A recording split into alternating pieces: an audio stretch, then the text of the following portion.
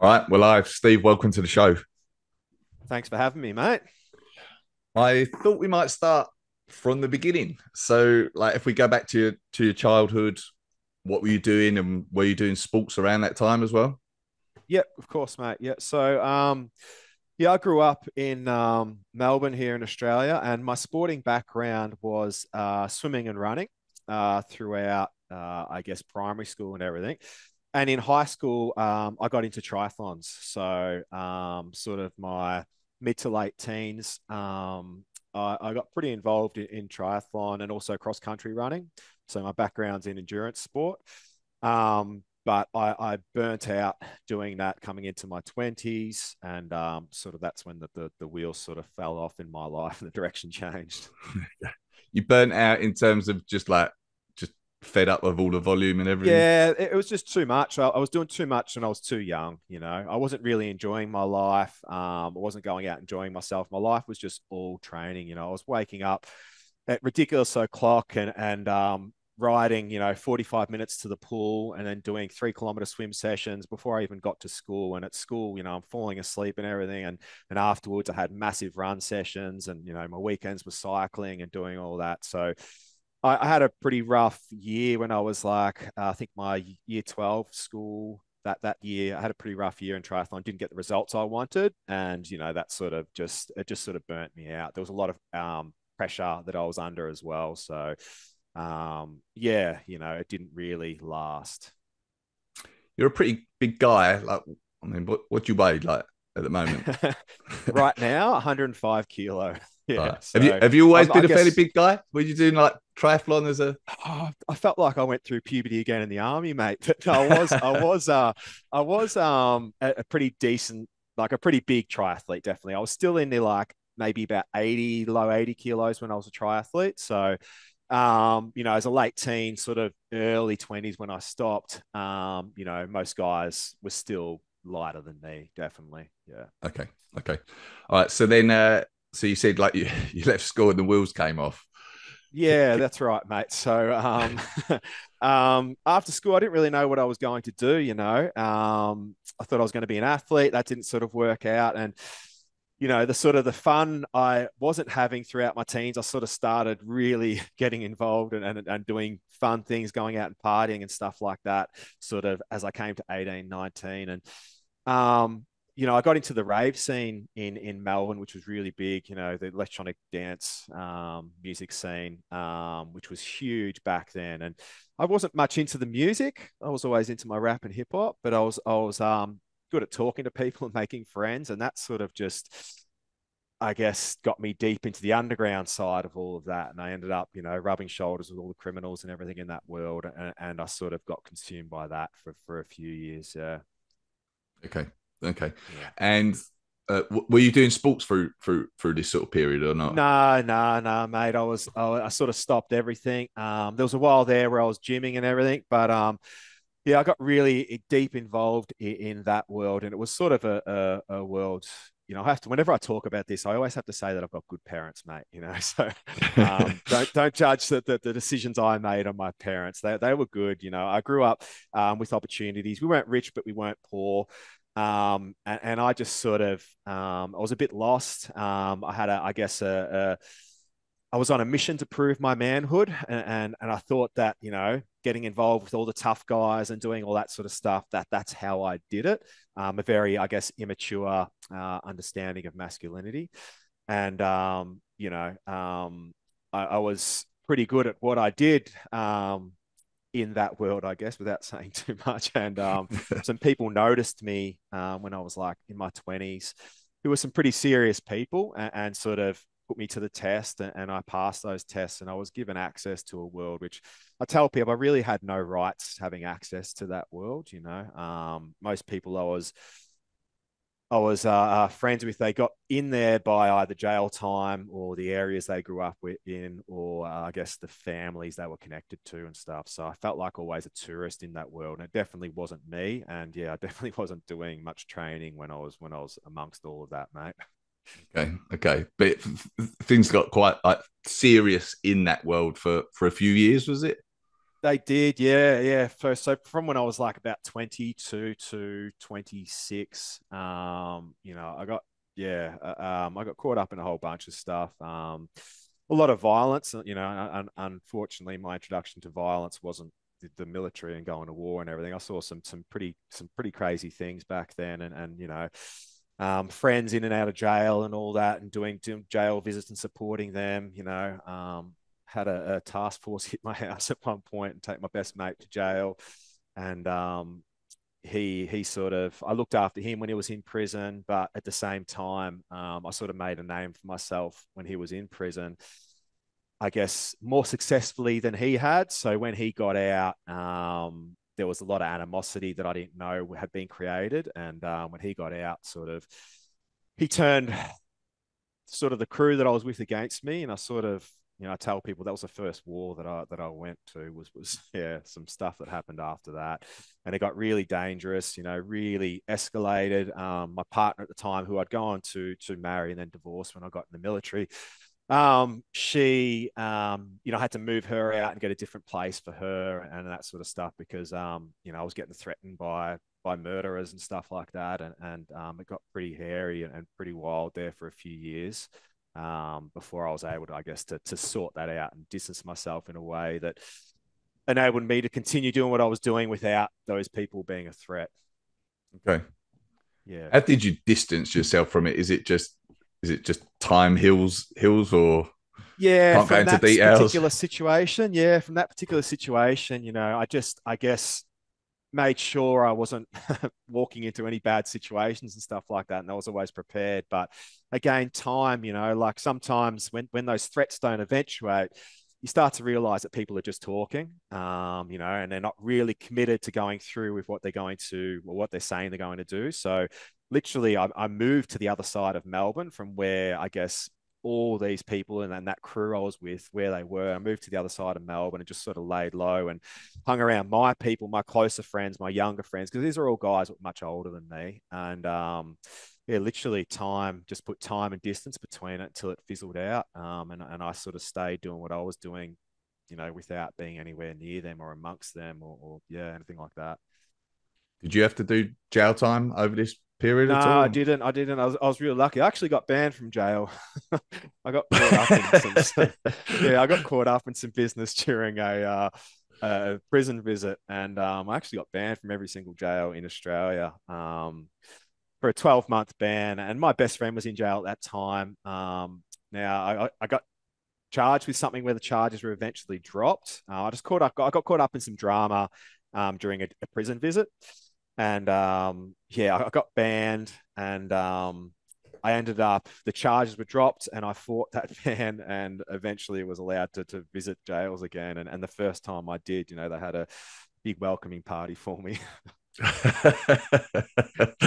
Both external, with the police, and then internal with we call them screws here in Australia, the prison guards. But Yeah. no, I was lucky, man, and I'm very fortunate. There was many times where it could have gone either way, and I was just, sounds arrogant, but I feel like the situations always sort of worked out in my favor, and it was almost like whatever it is, the higher power was telling me that I'm destined to do something better than be around those people, because I just got lucky a bunch of times, I guess, and yeah, because if I did, I wouldn't have been able to join the military, and joining the Mhm. military for me is what saved my life.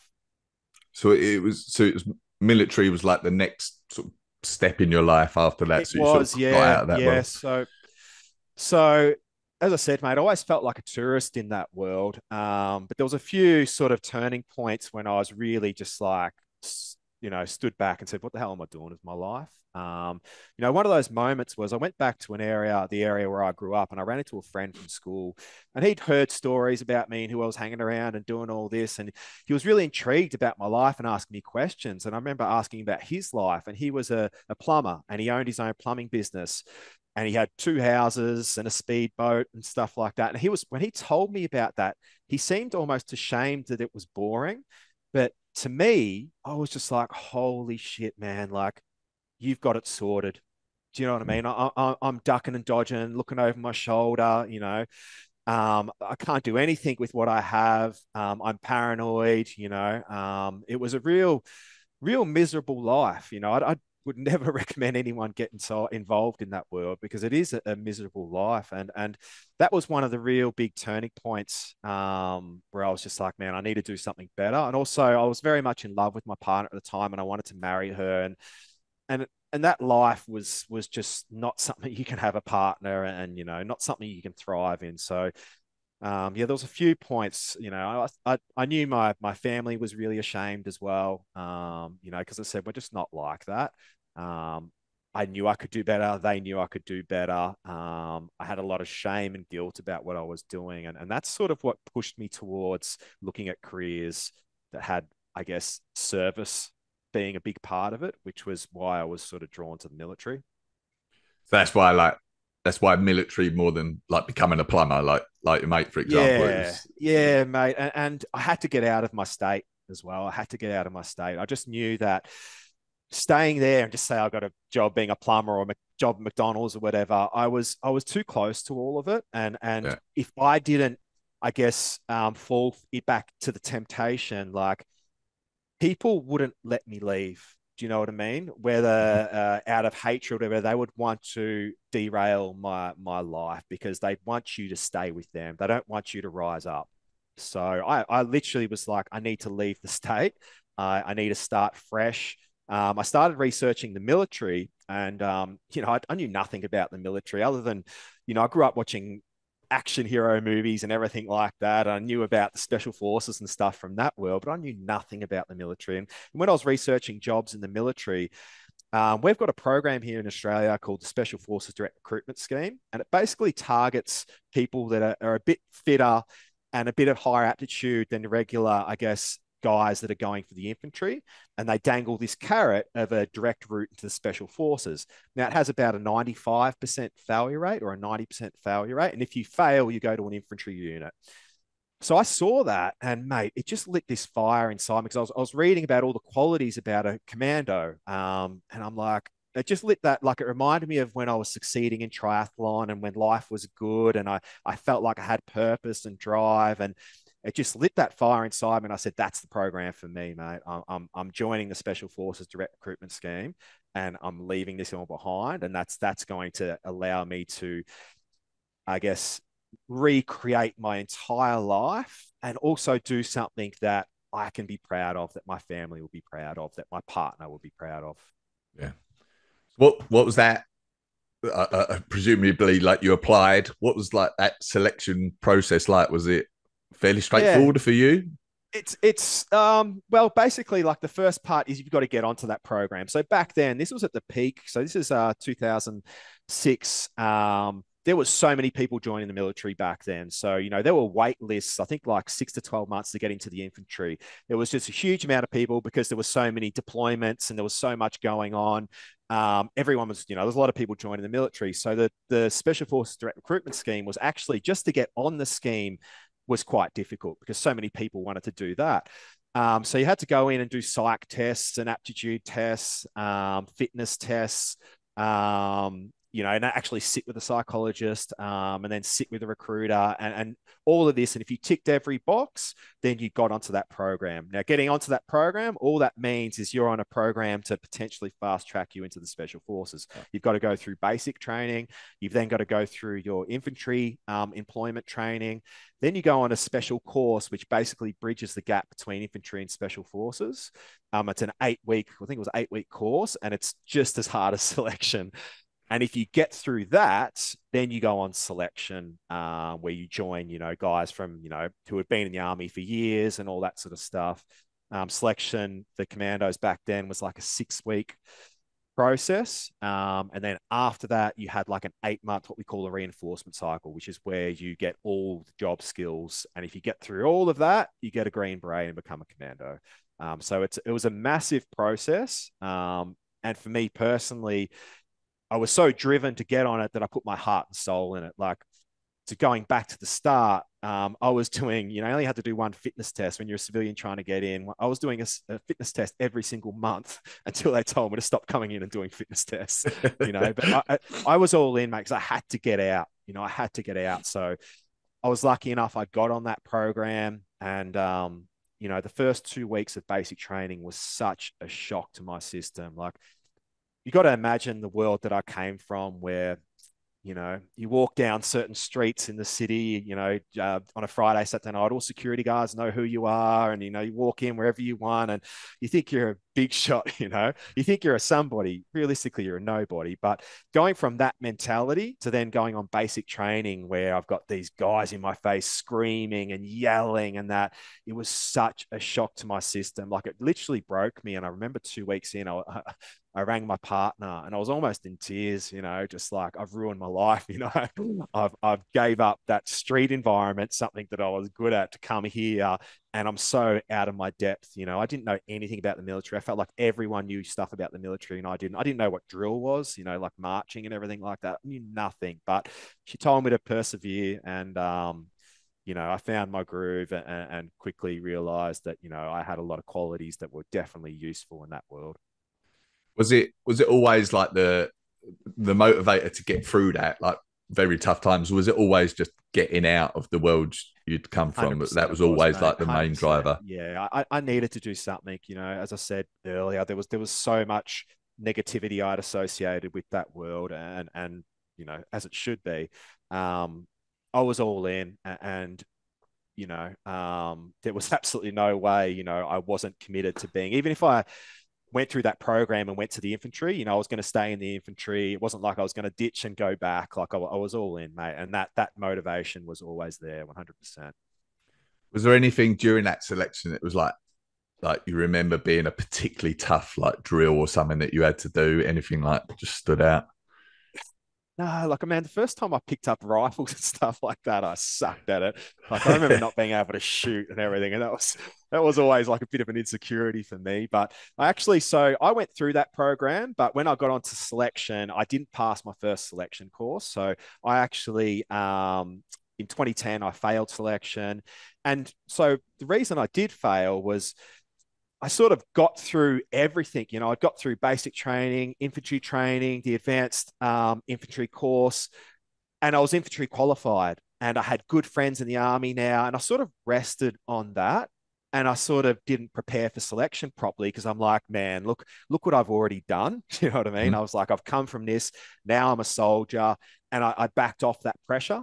So I didn't prep for selection properly. I wasn't in the right mindset, and I didn't get through my first selection. So I actually went to, we don't have this unit anymore. Well, the unit still exists, but it's not a para unit. So 3RAR, which is a parachute regiment. They've since lost their parachute capability. But so I went to 3RAR, got my parachute wings, and basically with the intent of reapplying into the Special Forces. But I got a bit comfortable, and I didn't go back to do selection. I should have gone in 2011, but I didn't go back until 2012. And 2012 was when I passed selection and got my Green Beret. Okay. Okay. Were there any, like, if you think back, you sort of said like 95% of people don't get through the process, whatever. Um, do you, if you look at the people that failed the process and then did ultimately get through it, is there anything that stands out to you as being like certain qualities of people that do get through and don't get through? No, look, so even like when we started basic training, so we're a platoon, and there was like 50 something of us, I think, that are all going through that program together. Um, after that first 2 weeks, after that initial panic, and I started to find my feet and realize, like, it was pretty evident which guys had it and which guys didn't. And there was probably only a group of about 15 out of that 55 that really had the potential.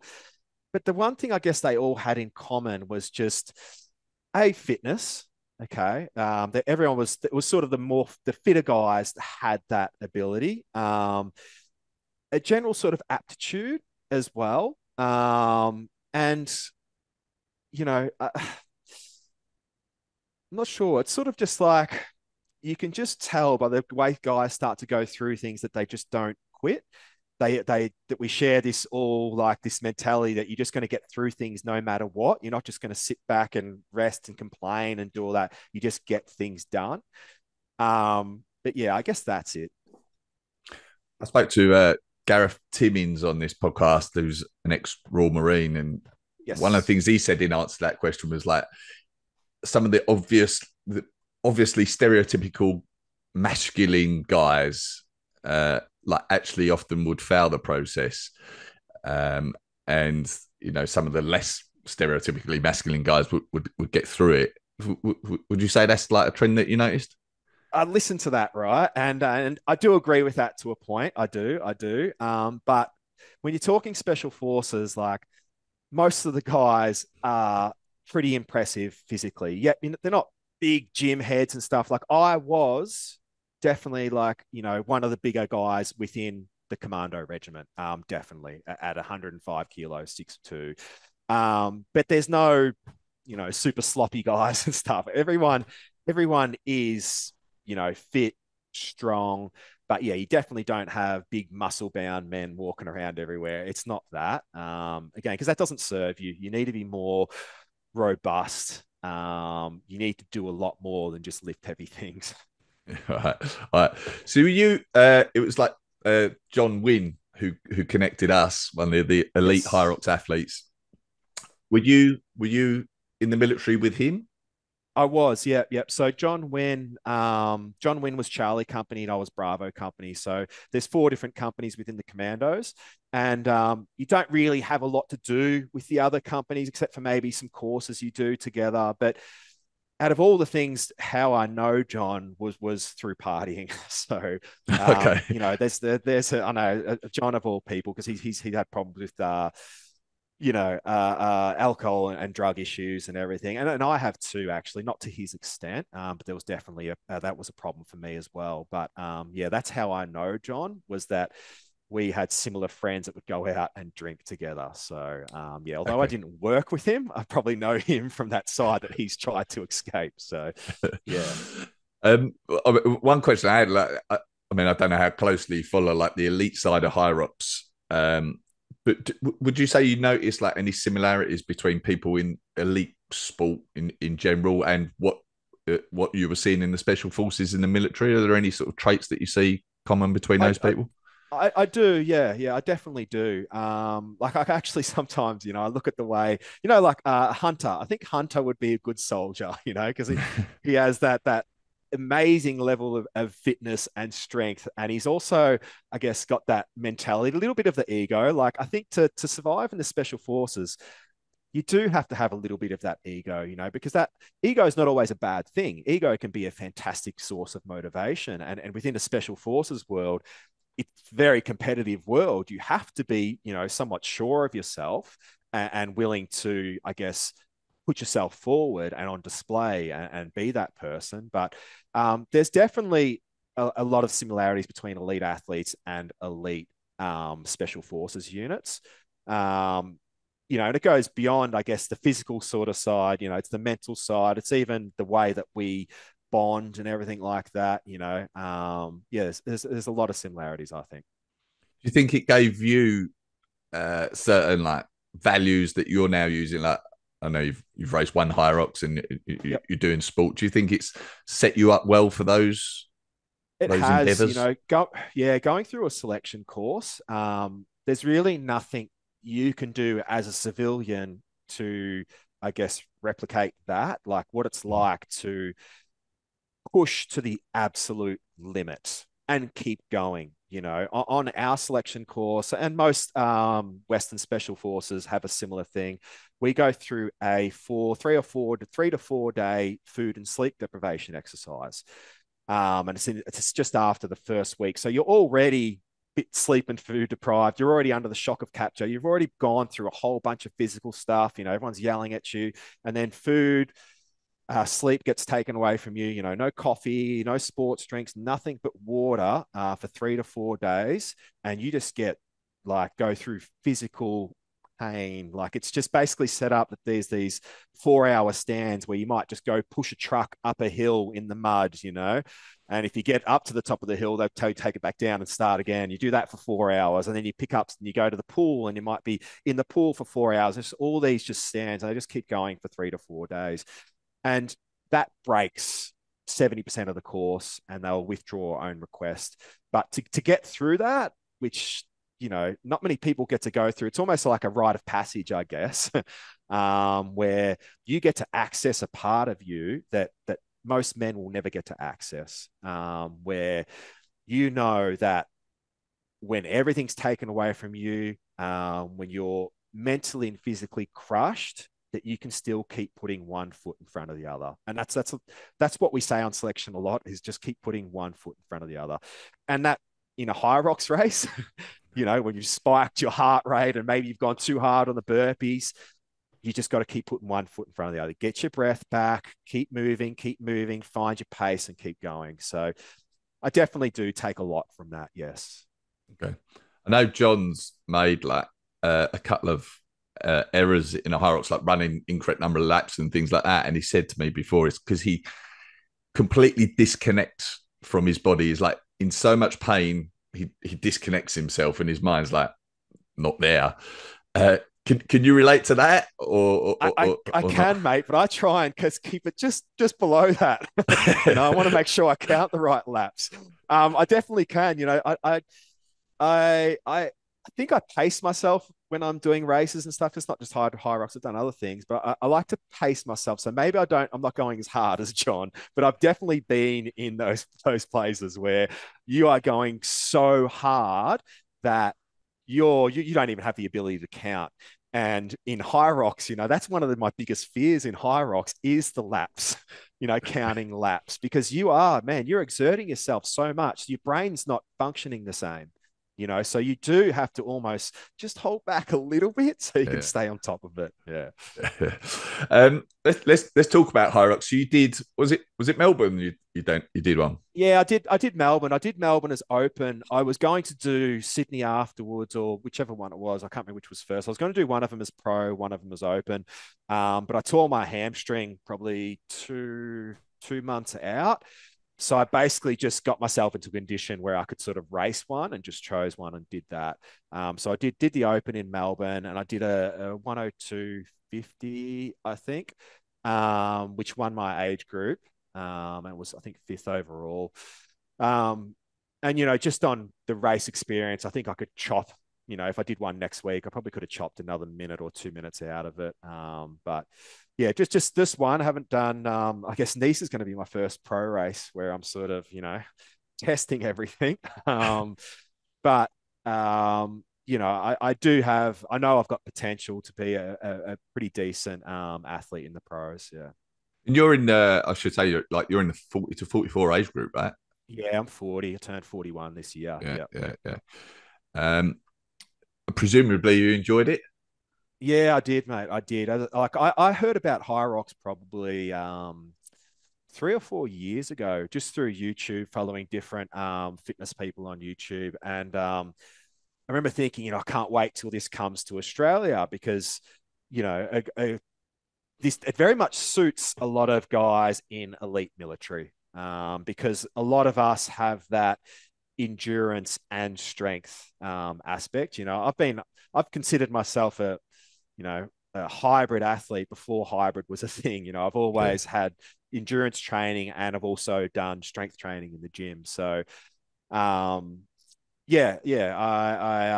heard about it 3 years ago, was waiting for it to come to Australia. I really wish that I spent that 3 years training for it. But I guess I didn't know it was coming. And I did an ultra marathon at the end of the year, which is about 4 or 5 months before the HYROX, and I was training for that. And that ultra marathon really destroyed my body. I sort of wish I didn't do that and focused on HYROX, so I could have had a real good crack at HYROX. I just wasn't prepped well enough for HYROX. I mean, I did okay, but I could have done much better. But yeah, man, an ultra marathon at 105 kilos, not something I recommend. All right.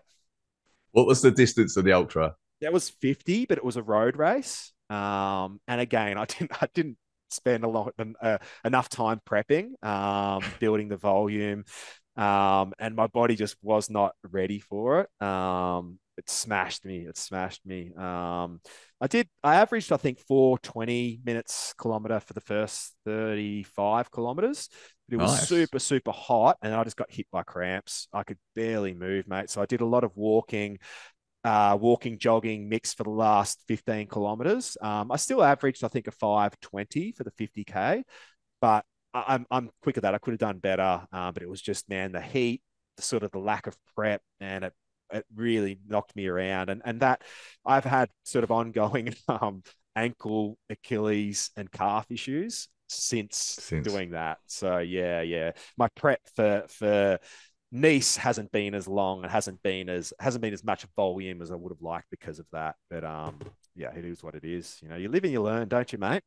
Yeah, yeah. I've not done something like that, but it's a different type of pain, isn't it? To HYROX, it's like a pure It physical is. pain. Yeah. It is. And man, the guys that are good at that, you know, there's guys that run ultra marathons averaging like 3:30s and stuff, Yeah. like phenomenal athletes. And the pain tolerance there is amazing. You know, I have a friend who's another ex Special Forces guy that just got into ultra marathons, and he's never really been exposed to much sport, I guess not sport, like endurance sport stuff before. So he thought that the special forces was the epitome of athletes almost, you know, like these are the best in the world. And now he's gone out and done ultra marathons and seen these other people that can do 100-kilometer races and just do ridiculous speeds, you know, and they're not walking a step, they're just going and going. And he's like, mate, it's just opened my eyes. He's like, I thought we were the toughest guys in the world. He's like, there's the other guys. I'm like, yeah, mate, there's some phenomenal athletes and some really remarkable human beings out there. Yeah, yeah. I used to think I was a pretty fit 40-year-old before I like got into the world of HYROX. Started running this Yeah, podcast. mate. I was like, oh no. It'll humble you. Hey, it'll Yeah. humble you, you know. I remember when I was 18 and I was, you know, like a state level cross country runner. And there's a big race in Sydney called the City to Surf, which is a 14-kilometer race. And it's the biggest like fun run, if you want to call it that, in Australia. I think it gets like 50,000 people or something like that. And I got a seated start on that, meaning you get your name on your number and you get to start in front of the 60,000 people. And I remember just getting humbled by like, you know, old blokes and like dude pushing a pram and everything like that. I'm like, who are these people? But it is what it is. I love it. I love it. It's good, you know. It's good to be humbled. Do you think, like you said about like you sort of were instantly attracted to HYROX? Do you think it is more suitable to military and first responders and so on than something like CrossFit? Is it? Yeah. The thing about CrossFit, you know, it's a very technical sport, and I think now I don't know what the state of the sport is now, but last time I sort of checked in on CrossFit, they were just doing too much. You know, the comps were so odd almost, and you know, CrossFit doing those, it can be a bit of a recipe for disaster in terms of injury and everything. So you really have to know how to do really good Olympic lifting form, which is quite difficult. You need a lot of coaching to do that. Where something like HYROX, it's far more accessible. And I think the good thing about HYROX is it's standardized. You know exactly what you're going in to do. Nothing's terribly technical. Everybody can do it. It's not, I was going to say it's easy to train for. It's not easy to train for, but you know exactly what you need to train for. You know what Yeah. I mean? And it just makes sense. It's straightforward. And it very much suits the way that we train and move in the military. Do you know what your like 5K, 10K run times might be at the moment? Don't, mate. I don't. Like, I think 5K, I should be in the 17s Okay. somewhere, I think, but I haven't done one for so long. I do speed work. And at the moment, I'm pushing my kilometer intervals. So I do 8 1K intervals. I'm doing them tomorrow morning. I'll do them at 3:20 to 3:30 with 90-second rest in between. So I'm not the fastest guy in the world by any means, but put into perspective that I'm 105 kilo. I'm doing all right for my weight. Yeah. That's nice. What about like lifting numbers? You deadlifting or squatting or anything at the I moment? don't. I don't. So squatting, I tend to get injured when I do a lot of squatting. So I just do a lot of on the hack squat, and me giving you hack squat numbers, it doesn't really mean much to anybody. Mm. But squatting, when I was getting into squatting, it was never my strength, but I was getting up to like maybe a 1 RM of like 190, 195 kilo. My bench right now would probably be 165, 170 kilo. Deadlift I haven't done for ages, but I've pushed that out to like sort of 250, somewhere around there. Yeah. Okay. All right, nice. Do you feel uh like your endurance background stood you in better stead for HYROX than your strength, or do you feel like it is a good No, combination? 100%. I think what's coming to light right now is that HYROX is a runner's race. You Mm, know, having a strong endurance background will definitely help you more than a strength background.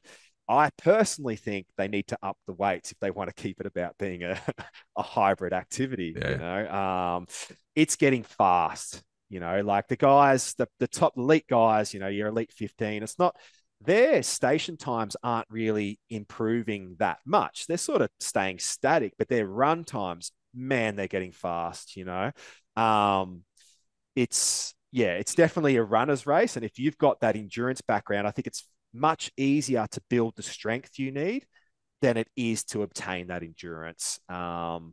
You know, I went and did a VO2 max test recently, and the data stuffed up and I didn't actually get an answer. But I was talking to the bloke running the test, and he was saying, you know, from what he's seen and the athletes that he's tested, most of them have an endurance background during their development phase, you know, during their teens when they were going through puberty, which, you know, he was saying has to do with them having a larger heart when they go through that, so that they're even in their adult years, if they've not done endurance, to get back into it, it's much easier for them because right. they've sort of evolved to be that person. So definitely, man, endurance goes a long way in Yeah, HYROX, and that's what you really want, you know. yeah, yeah, yeah. What's your hopes for Nice, or have you got any? Nice, yeah, look, I really want to either equal or better my time that I did in Opens in Melbourne. So that's, you know, going 102 or under.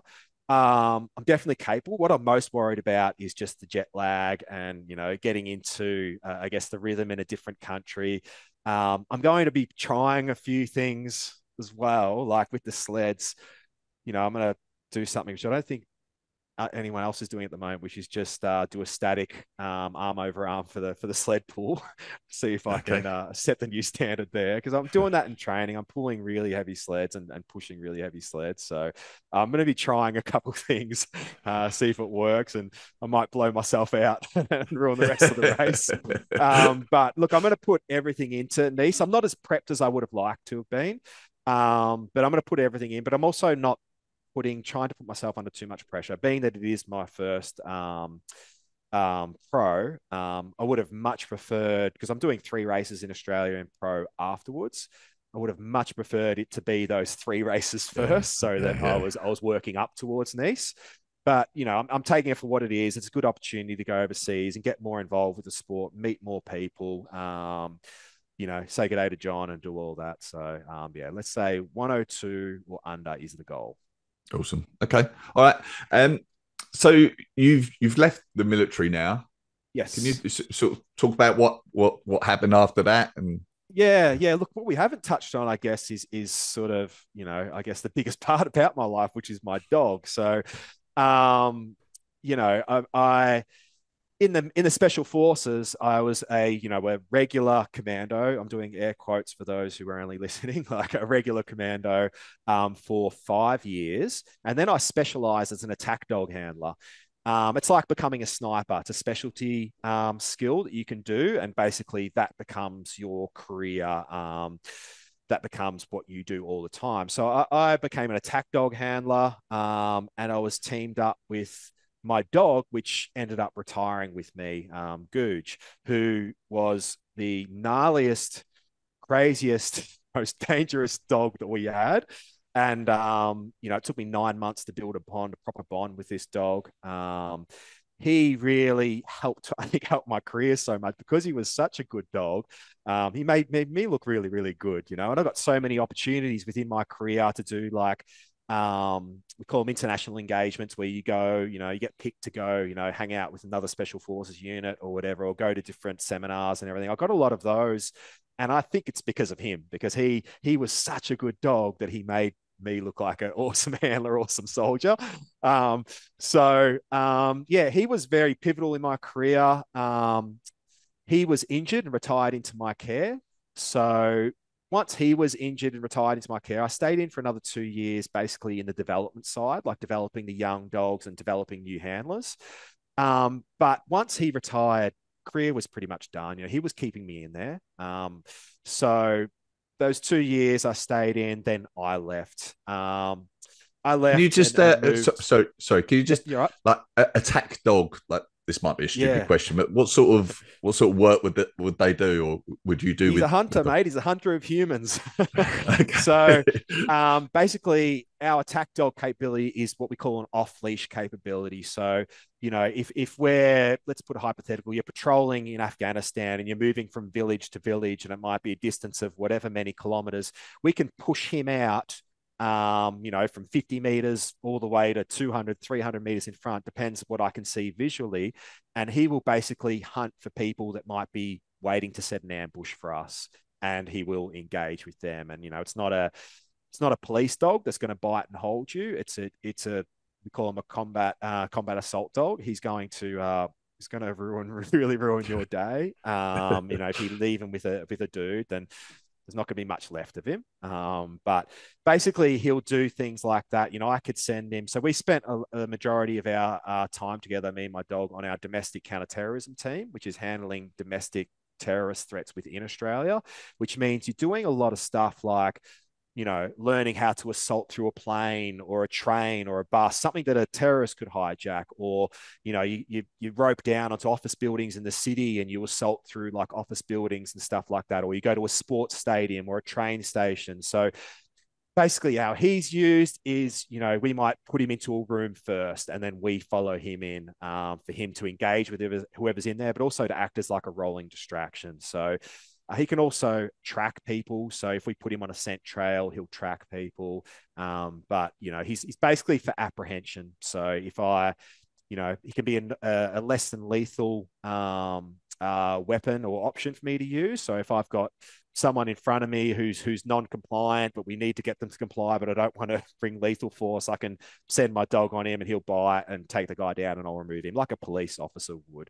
But it goes much further than that, especially with the ability to push him out to distance, and I can talk to him through a remote controlled collar and stuff, so I can communicate with him silently and everything. But it's quite involved what they do. But basically he hunts bad guys.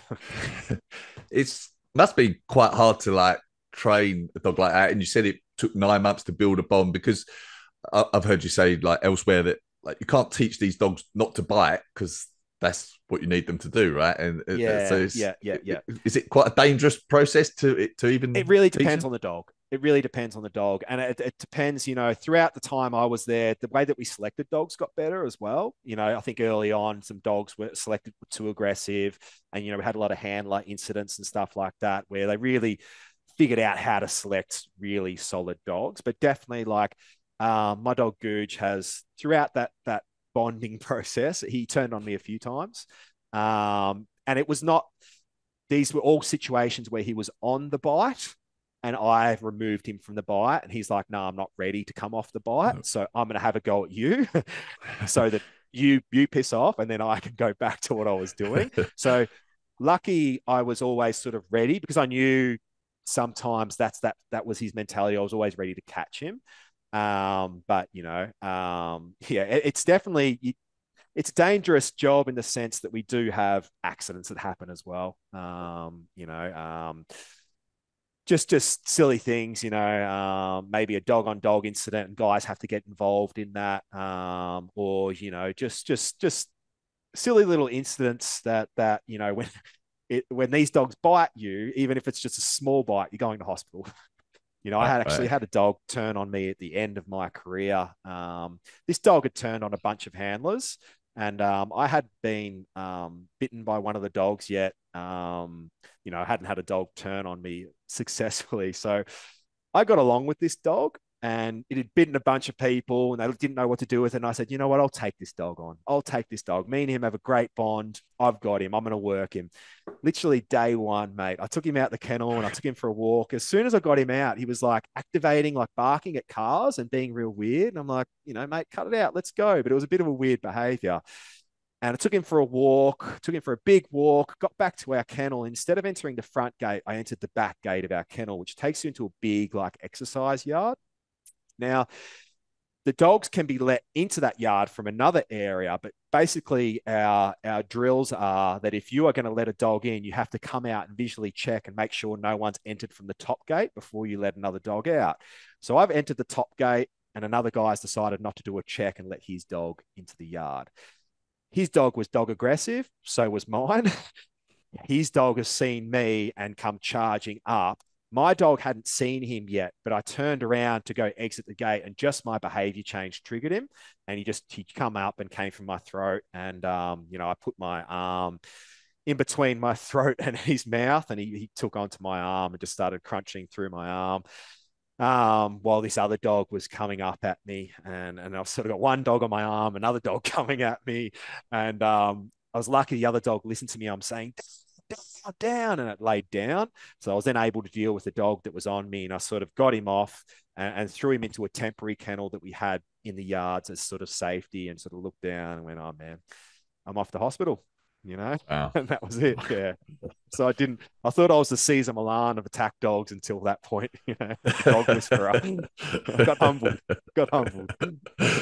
um, so you've like, so Goose is now like your pet dog, basically. So Yeah. Sorry. So we did. I didn't answer that question totally about what I've got into now. So yeah, Googe became my pet dog. And, I moved from Sydney up to where I'm at here on the Gold Coast. And basically, I got involved in pet dog training.